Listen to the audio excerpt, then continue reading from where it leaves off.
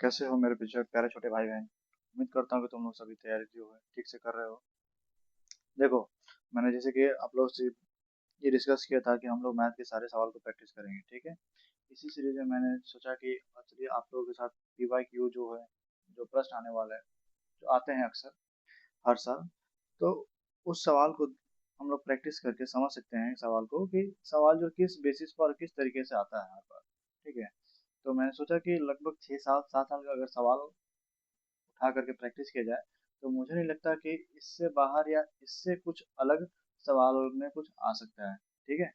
तो उम्मीद करता हूँ कि आप लोग भी मेरे साथ जुड़े रहिएगा और तैयारी जो है करते रहिएगा, ठीक है। तो हम लोग जो है क्या कहते हैं, मैथ के सारे क्वेश्चंस को मैं चाह रहा हूँ कि मैं इस लेक्चर में मैथ के जितने भी क्वेश्चंस हैं 2019 में पूछे गए हैं उसको लूँ, ठीक है। उसके बाद फिर नेक्स्ट वीडियो में इस तरीके से हर साल का मैथ का क्वेश्चन का प्रैक्टिस करेंगे हम लोग। और साथ ही साथ इसके साथ ही रीजनिंग का जो भी कॉन्सेप्ट है उसका सेपरेट वीडियो आएगा, ठीक है। ताकि हम लोग अच्छे से समझ सकें और चीज़ों को बेहतरीन ढंग से कर सकें, ठीक है। वरना फिर एक साथ सारे चीज़ को मिला दूंगा ना, जैसे कि रीजनिंग हो गया, मैथ्स हो गया एक ही बार में, तो सर वीडियो जो है बहुत लंबा हो जाएगा और आप भी शायद बोर हो सकते हो, है ना। इस वजह से मैंने सोचा कि मैथ्स के 20 जो सवाल होते हैं उसको अलग से ले लिया जाए। फिर से रीजनिंग का जो भी सवाल है 40 80 50 जो भी है तो उसको अलग से बनाया जाए। क्योंकि 2019 में ही सवाल है तो लगभग मेरा जो है कि 20-25 सवाल होंगे, ठीक है। तो उम्मीद करता हूँ कि आप लोग मेरे साथ बने रहिएगा, ठीक है। तो हम लोग शुरू करते हैं। PYQS 2019 जवाहर नवोदय विद्यालय, ठीक है। क्वेश्चन नंबर है हम लोग का 41। शुरुआत करते हैं हम लोग सवाल। तो सवाल जो है कि जब -1 को हम लोग 100 बार गुना करते हैं, कितनी बार? 100 बार इस तरीके से गुना करेंगे। अरे सॉरी, -1 को इस तरीके से गुना किया गया है कितनी बार? 100 टाइम्स। तब क्या होगा इसका रिजल्ट? ये पूछा गया गुणनफल। तो इसमें कुछ बहुत भारी कॉन्सेप्ट नहीं है। हमें पता है कि जब भी किसी नेगेटिव नंबर को अगर इवन टाइम्स में गुना किया जाता है, मल्टीप्लाई किया जाता है, तो उसका रिजल्ट हमेशा पॉजिटिव आता है। जैसे कि अगर -2 को हम लोग -2 से मल्टीप्लाई करें तो रिजल्ट में कितना आएगा? 4 आएगा। ऑब्वियस सी बात है ना। तो इस तरीके से हम लोग क्या करेंगे, इसका रिजल्ट हम बता सकते हैं कि -1 को यदि जब 100 बार गुना करेंगे, 100 यानी इवन टाइम्स सम बार, तो इसका रिजल्ट क्या होगा? +1 आएगा, ठीक है। नेक्स्ट सवाल पर चलते हैं हम लोग। 42 नंबर कि सरलीकरण का सवाल है, बोर्ड मास रूल है। तो इसमें लगाना है हम लोग को, जैसे 15 होल 15 पूर्णांक 1/2 माइनस 12/5 गुने 5/8 जोड़ 7 भागे। देखिए, ये सवाल बोडमास है, ठीक है। तो बोडमास का रूल क्या होता है कि सबसे पहले हम लोग छोटा ब्रैकेट, उसके बाद मंझला ब्रैकेट, उसके बाद ही सबसे बड़ा ब्रैकेट का काम करते हैं, ठीक है। यही हमारा क्रम है सवाल को सॉल्व करने का। सॉल्व करते हुए बढ़ेंगे और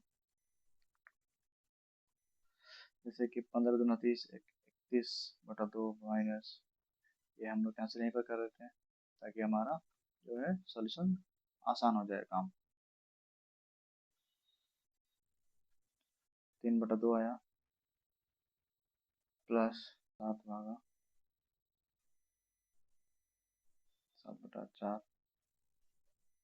गुने 2,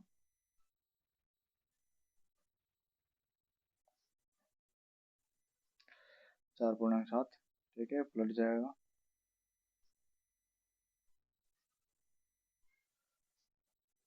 कैंसिल हो गया। कितना आया? 4 आया, ब्रैकेट में 2, फिर बटा बटा जोड़ कर देंगे हम लोग यहाँ पर। 3 4 दूनी 8, 8 3 11/2 माइनस गुने 2, 2 कट गया तो 31/2। और यहाँ पर हो जाएगा 11, जो कि 11 दूना 22, 31 में से 22 2, इसका एलसीएम कितना होगा? 2 होगा।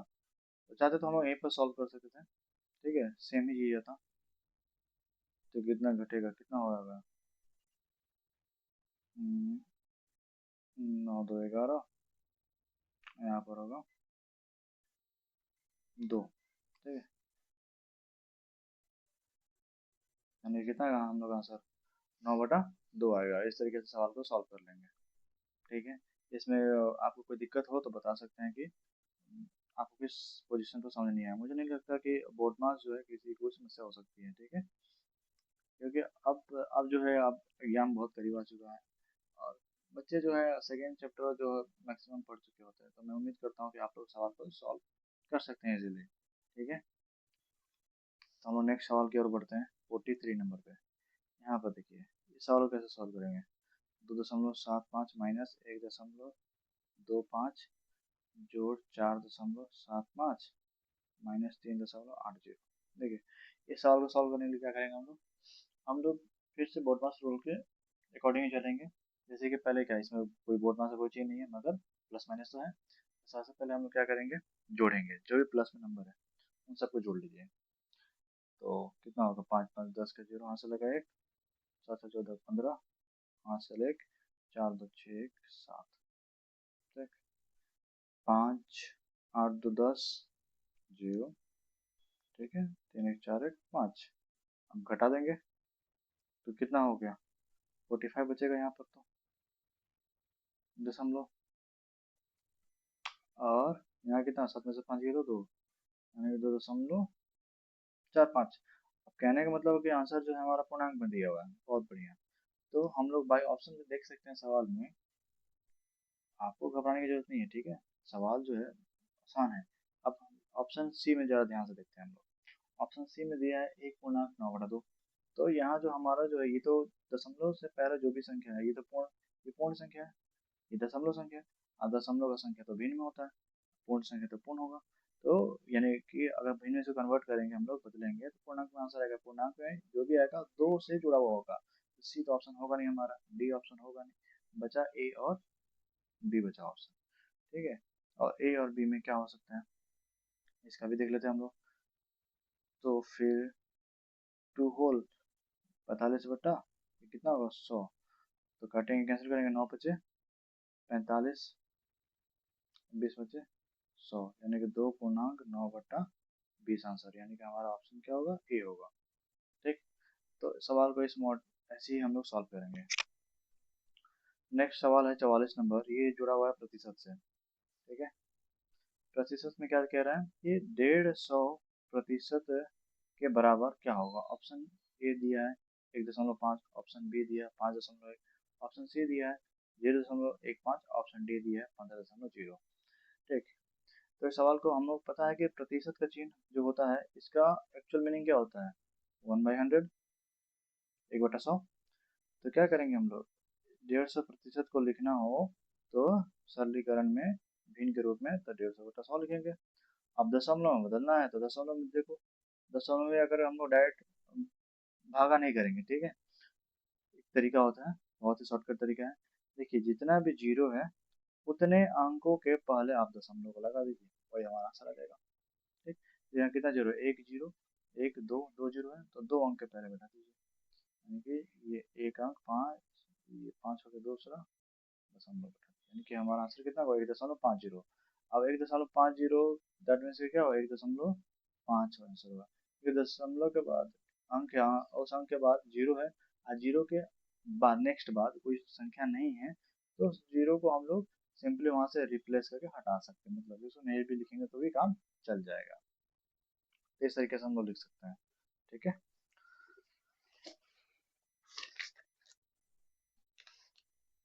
आइए तो हम लोग चलते हैं अपने नेक्स्ट सवाल पे, जो कि सवाल नंबर है 45।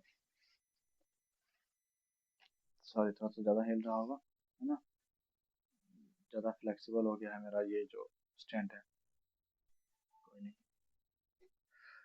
45 नंबर, दोपहर बाद 3:05 को लिखा जा सकता है। ये सवाल तो, ये सवाल कॉन्सेप्ट जो है दोपहर है। दोपहर को हम लोग क्या कर सकते हैं, यदि 12 बजे दोपहर हो उसके बाद से, उसके बाद के समय को हम लोग पीएम में डिनोट करते हैं। ये बात मालूम है, अगर नहीं मालूम है तो आप आपको यही लिखना है, ठीक है, क्योंकि 12 बजे के बाद हमारा PM लिखा था समय। और दो रात को 12 बजे से लेकर के दोपहर के 12 बजे से पहले तक कुछ समय को हम लोग क्या लिखते हैं, AM लिखते हैं, हमारा AM मॉर्निंग का टाइम होता है, इस वजह से। तो दोपहर का बात कर रहे हैं 3:05। तो ऑब्वियस सी बात है कि हमारा जो समय होगा वो PM में होगा, 3:05 PM। इस सवाल में बहुत ज़्यादा कुछ दम नहीं है। चलिए 46 सवाल पे चलते हैं। 46 नंबर सवाल पे आते हैं। एक यात्री गाड़ी जो 80 किलोमीटर प्रति घंटा की चाल से चलती है, स्टेशन से एक मालगाड़ी की रेलवे स्टेशन से जाने के 6 घंटे बाद चलती है, तथा 4 घंटे में मालगाड़ी से आगे हो जाती है, ठीक है। तो बोल रहा है कि मालगाड़ी की चाल क्या है। माना कि मालगाड़ी की चाल जो है x किलोमीटर प्रति घंटा। कह रहा है कि यदि स्टेशन से एक माल के रेलवे स्टेशन से जाने के 6 घंटे बाद चलती है, ठीक है, यानी कि जो गाड़ी, जो नॉर्मल यात्रा जो गाड़ी है उसके 6 घंटे बाद चलता ही है। तो 6 घंटे बाद चलता है यानी कि 6 घंटे तक कहाँ पहुंच गया होगा। तो दूरी बराबर क्या हो जाएगा, चाल गुने समय। चाल है x, समय जो है 6 घंटा, यानी कि 6x हो गया, ठीक। 6 घंटे बाद अब कहने का मतलब कि अब उसको यात्रा करने में, अब उसको 4 घंटा लगा होगा आगे जाने में, है ना। यही बात है ना, कि जैसे कि कहने का मतलब है कि मालगाड़ी जिस डायरेक्शन में जा रहा होगा, यात्री गाड़ी भी उसी दिशा में जाएगा, तभी ना एक दूसरे को क्रॉस कर पाएगा। तो 4 घंटे के बाद उसको क्रॉस कर रहा है। तो जब जब जब भी गाड़ी, दो रेलगाड़ी एक ही दिशा में चल रही हो, तो उसको बोलते हैं सापेक्ष गति। सापेक्ष गति जब भी होगा तो क्या करेंगे, दोनों के चालों का अंतर निकाल देते हैं, ठीक है।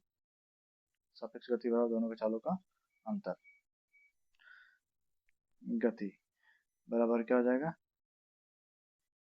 दूरी बटे चाल, यानी कि मालगाड़ी को कितना समय लगा होगा पार करने में, उसको, मालगाड़ी को, उस गाड़ी को।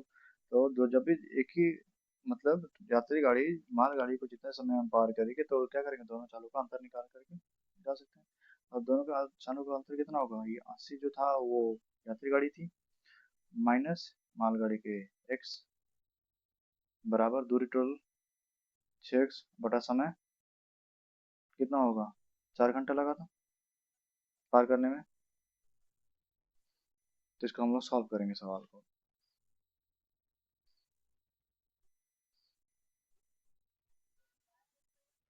4x हो जाएगा, यहाँ पर हो जाएगा 6x। 320 बराबर 6x प्लस 4x। 320 छः चार 10x, यानी x बराबर कितना हो गया, 32 किलोमीटर प्रति घंटा। यानी कि हमारे मालगाड़ी का जो चाल था वो कितना था, 32 किलोमीटर प्रति घंटा। तो इस तरीके से हम लोग सवाल को सॉल्व करके बना सकते हैं। आपको सवाल उम्मीद करता हूँ कि समझ में आया होगा, नहीं आया तो फिर से अगर चाहो तो मैं रिपीट कर देता हूँ, ठीक है। देखिए, कहने का मतलब है कि मालगाड़ी और यात्रा गाड़ी दोनों की दिशा में चल रहा है, और यात्री गाड़ी जो है वो 6 घंटे तक स्टेशन पे इंतजार कर रहा था। तब तक मालगाड़ी है 6 घंटे से यात्रा करते हुए आगे निकल रही थी। नहीं, 6 घंटे में टोटल कितना दूरी चला हुआ, 6 चला हुआ कुल दूरी। अब उसे 4 घंटे में क्रॉस भी कर देता है अपनी यात्री गाड़ी। तो दोनों एक ही दिशा में चल रहा है तो सापेक्ष गति हुआ। सापेक्ष गति जब भी होगा तो क्या होगा, सापेक्ष गति बराबर होता है दूरी बटे चाल। सापेक्ष गति में दोनों चालों का अंतर होता है, तो दोनों चालों का अंतर निकाल देंगे। 80 माइनस 1 बराबर 6x दूरी चला था बट 4 घंटे में। तो इस तरीके से सवाल को हम लोग सॉल्व करके बना सकते हैं, ठीक है। अब हम लोग चलते हैं नेक्स्ट सवाल की तरफ, जो है 47 नंबर। 47 नंबर सवाल क्या कह रहा है, यदि एक व्यक्ति जो है 30 किलोमीटर प्रति घंटा की चाल से जाता है तो वह अपने गंतव्य पर 10 मिनट देरी से पहुंचता है। आज जबकि अगर 42 किलोमीटर प्रति घंटा की चाल से जाता है चलने पर वह अपने गंतव्य स्थान पर 10 मिनट पहले पहुंच जाता है। तो तय की गई दूरी निकालना है। तो यानी कि एक व्यक्ति जो है, अगर उसका चाल यदि 30 किलोमीटर प्रति घंटा है, 30 किलोमीटर प्रति घंटा से चलता है तो वहाँ 10 मिनट देर से पहुँचता है। ठीक है, 10 मिनट देर से पहुँचता है। अगर वही व्यक्ति यदि 42 किलोमीटर प्रति घंटा की चाल से चलता है तो वह 10 मिनट पहले पहुंचता है। तो कहने का मतलब कि दोनों तो कुल उसके बीच की दूरी कितनी थी। हमें पता है कि यानी कि दूरी जो से है तो सेम ही है, दूरी तो हाल बदल नहीं रहा है, बदल क्या रहा है हमारा चाल। ठीक है, हर बार हमारा क्या बदल रहा है, चाल। दूरी दोनों का बीच का जो डिस्टेंस जो है वो सेम आ रहा है। तो क्या करेंगे हम लोग, मान लेंगे, या फिर सवाल को ऐसे ही बना सकते हैं हम लोग।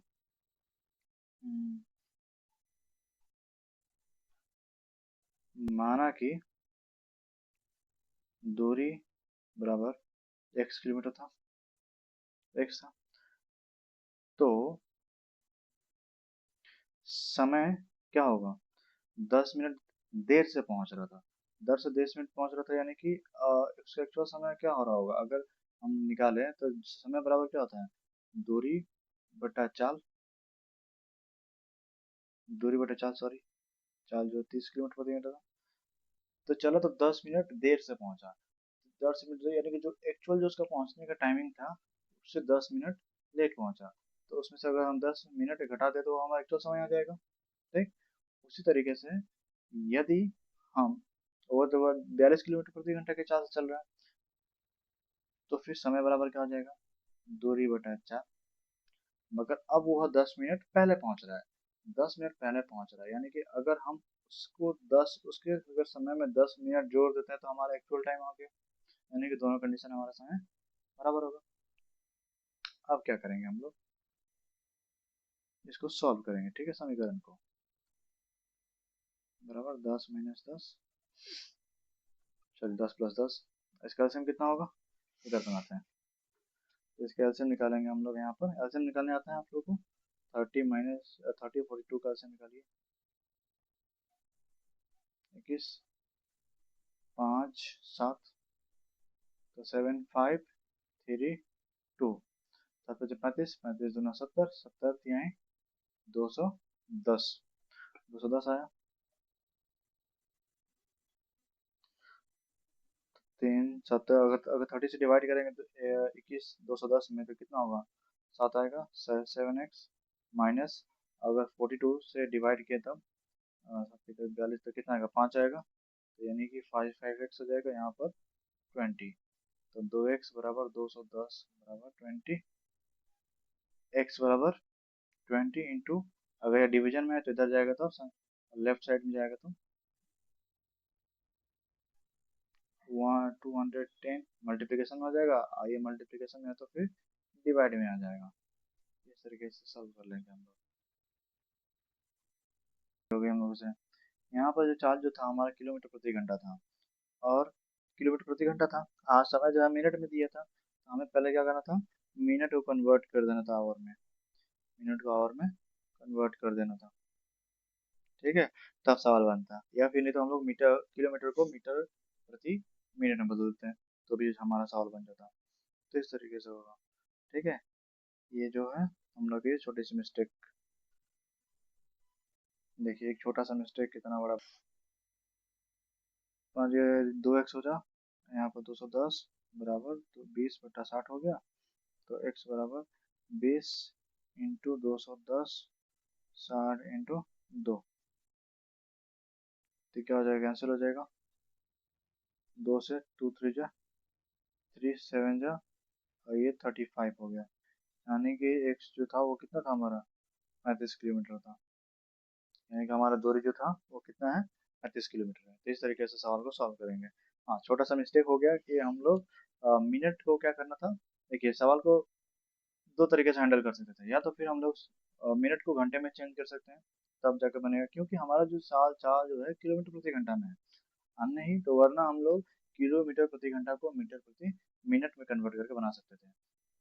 थोड़ा सा माइंड मिस्टेक होने के कारण देखिए कितना बड़ा गलती हो गया हम लोग से। तो हम लोग ऐसा आइंदा गलती नहीं करेंगे। ठीक है, 48 नेक्स्ट सवाल है, जो है 50 45, इतना ग्राम को बदलना है हमें किलोग्राम में, यानी कि इसके बराबर क्या होगा, किलोग्राम आंसर दे रहा ऑप्शन में। चार ऑप्शन है हमारे पास, इन चारों ऑप्शन में क्या करना है, 1000 से डिवाइड कर दीजिए। डिवाइड करने का मतलब है 1000। किलोग्राम को ग्राम बदलना है तो यही करना पड़ेगा। तो कितना आएगा, 1 2 3। अभी जस्ट मैंने बताया था कि दशमलव में बदलना है तो आपको क्या करना पड़ेगा, जितना जीरो उतने अंक के पहले दशमलव बैठा दीजिए। तो 5.045, यानी कि 5 kg आएगा।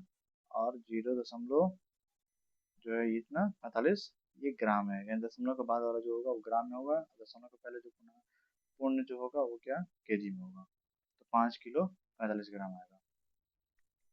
नेक्स्ट सवाल 49 नंबर है। 49 नंबर क्या कह रहा है कि 10 सेंटीमीटर भुजा वाले दो ठोस घनों को साथ रखने पर प्राप्त घनाभ का आयतन क्या होगा। यानी कि कहने का मतलब क्या हुआ, सवाल जो है थोड़ा सा ट्रिकी लग रहा है, मगर अगर चाहो तो डायग्राम बनाकर हम लोग सवाल को सॉल्व कर सकते हैं आसानी से। 10 सेंटीमीटर भुजा वाले दो ठोस घन, तो दो ठोस घन बना दीजिए। डायग्राम के थ्रू सवाल जो है क्लियर हो जाता है, खासकर क्षेत्रफल से जुड़ा हुआ सवाल जब भी पूछे तब। ये घन है, इस तरीके का है। देखिए एग्जाम में आपको मौका नहीं मिलेगा, मगर हम लोग यहाँ प्रैक्टिस कर रहे हैं ना, तो आपको थोड़ा सा आइडिया लग जाएगा सवाल को है जो कैसे बनाना होता है। सॉरी।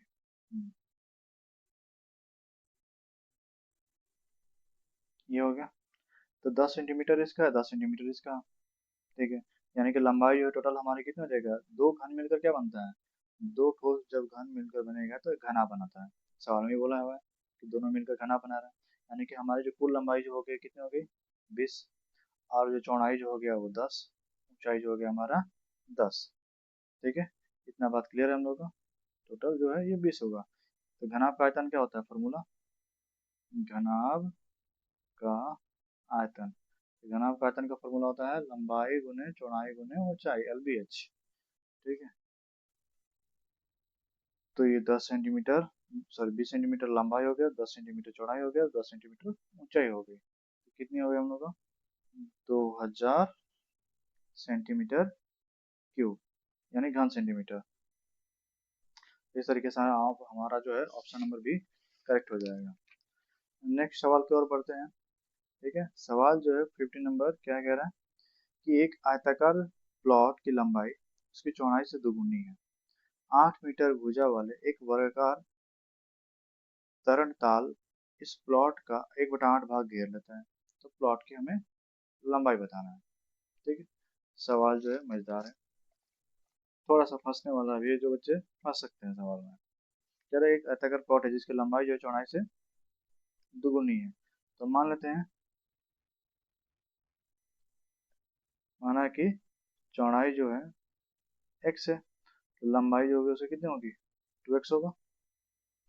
सवाल में क्लियर है। अब कहने में चौड़ाई से दुगुनी, अब 8 मीटर भुजा वाला एक वर्गाकार तरणताल इस प्लॉट का 1/8 भाग घेर लेता है। ठीक है, यानी कि उसमें से उस जो आयताकार जो भाग है प्लॉट है, उसमें से 8 मीटर भुजा वाला एक वर्गाकार तरणताल घेर रहा है। ठीक है, तो जिसका 1/8 भाग, यानी कि हमारा जो आयत का जो क्षेत्रफल था ना उसका 1/8 भाग घेर रहा है, जिसका जो भुजा है वर्गाकार का वर्ग जो है 8 सेंटीमीटर भुजा, 8 मीटर वाले भुजा का जो वर्ग है वह उस प्लॉट का 1/8 भाग घेर लेता है। तो प्लॉट की हमें लंबाई निकालना है। तो सवाल में कुछ खास ये नहीं है, बन जाएगा। देखिए क्षेत्रफल बराबर क्या होता है, क्षेत्रफल बराबर लंबाई गुने चौड़ाई। लंबाई 2x है, ये x है, 2x² हो गया। ठीक, इतना हो गया। अब जो है अब वर्गाकार जो तरणतल है उस प्लॉट को 1/8 बार घेर लेता है कुल क्षेत्रफल का। तो कुल क्षेत्रफल का 1/8 घेरने का मतलब क्या हुआ कि 2x² का 1/8 भाग ही हमारा उस वर्ग के क्षेत्रफल है। यानी कि 8 का वर्ग का क्षेत्रफल क्या होता है, यहाँ पर निकाल लेते हैं, वर्ग का क्षेत्रफल। तो वर्ग का क्षेत्रफल कितना हो जाएगा, भुजा स्क्वायर। अब भुजा स्क्वायर यानी 8 का स्क्वायर, तो 64 मीटर स्क्वायर। तो ये हमारा 64 था। ठीक है, तो क्या करेंगे इसको, x² बराबर हो जाएगा 2 4 जा कट गया यहाँ पर, x/4 बराबर 64। अब x² बराबर भागा में तो दे जाएगा तो गुना में हो जाएगा। तो x इक्वल टू ये एक्स स्क्वायर है, तो स्क्वायर को यदि हम लोग को यहाँ से हटाना है, x का वैल्यू निकालना है, तो दोनों तरफ अंडर रूट करना पड़ेगा। तो अंडर रूट करने पे क्या हो जाएगा, एक्स स्क्वायर का x निकल जाएगा, इधर से 64 का स्क्वायर कितना होगा, 4, 2 का 4 का स्क्वायर 2, यानी कि x जो है हमारा 8 मीटर होगा। x 8 मीटर हुआ, तो हमसे पूछ क्या रहा है कि प्लॉट की लंबाई निकालना है। तो लंबाई जो है वो तो चौड़ाई की दुगुनी है, आज चौड़ाई को हम लोग x माने हुए थे, तो हमारा लंबाई जो होगा वो 8 इंटू 2 यानी कि 8 दूना 16 मीटर होगा। इस तरीके से हमारा आंसर ऑप्शन नंबर सी हो जाएगा। ठीक, हम लोग नेक्स्ट सवाल की तरफ चलते हैं, जो है 51 नंबर। अभी तक हम लोग 10 सवाल बना चुके हैं। ठीक है, आपको कोई डाउट है पिछले 10 सवाल में तो आप लोग बता सकते हैं। ठीक है।